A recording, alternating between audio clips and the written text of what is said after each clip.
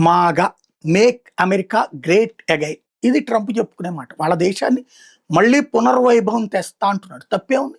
ఇంతకుముందు మోడీ కూడా అట్లాంటి పిలిపే కదా ఇచ్చింది. భారతదేశానికి పునర్వైభవం తెస్తామన్నటువంటిది. ముందుకెళ్తున్నారు. మన వాళ్ళకి కోపం వచ్చే ఎక్కడ అంటే భారతీయులని పంపించే ప్రయత్నం చేస్తున్నాడు. తిప్పి పంపించే ప్రయత్నం చేస్తున్నాడు. ఎస్, నిన్న అతను మాట్లాడింది కూడా అదే.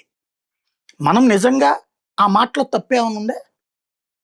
8వ నెల, 9వ నెలలో ఉన్నప్పుడు అక్కడికి తీసుకెళ్ళి, మనకు తెలిసిన డాక్టర్ల చేత అక్కడ ఒక సర్టిఫికేట్ తీసుకొని, డెలివరీ అయ్యేదాకా వెళ్ళడానికి వీల్లేదని చెప్పేసి, అక్కడ ఉంచడం.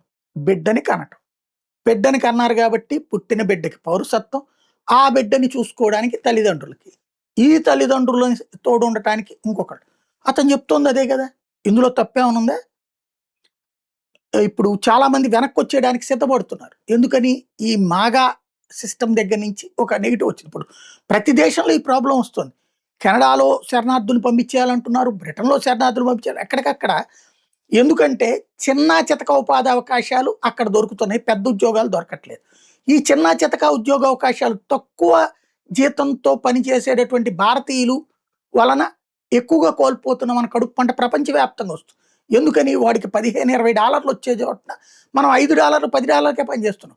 యెస్, ఆ వ్యాపారికి ప్రయోజనం. కానీ ఆ ఉద్యోగం కోల్పోయినోడికి కడుపు పండుతుంది. మన దేశంలో బంగ్లాదేశీల విషయంలో, లేకపోతే రోహింగ్యాల విషయంలో మనం ఎందుకు వ్యతిరేకిస్తున్నాం? వాళ్ళు ఇక్కడికొచ్చి మన చిన్న చిరు వ్యాపారుల మీద ఉపాధిని దెబ్బతీస్తున్నారు. కాబట్టి ఇక్కడ వాళ్ళకి మత పెచ్చ కూడా ఉంది. మన దేశం మీద అయితే అభిమానం ఉండదు.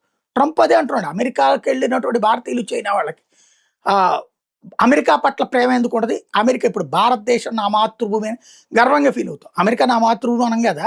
అది మనకు ఉపాధి ఇచ్చినటువంటి ప్రదేశం. కాబట్టి ఆళ్ళకుండే దేశభక్తి మనకెందుకు ఉంటది? అందులో ట్రంప్ చెప్పింది భూతే ఉంది.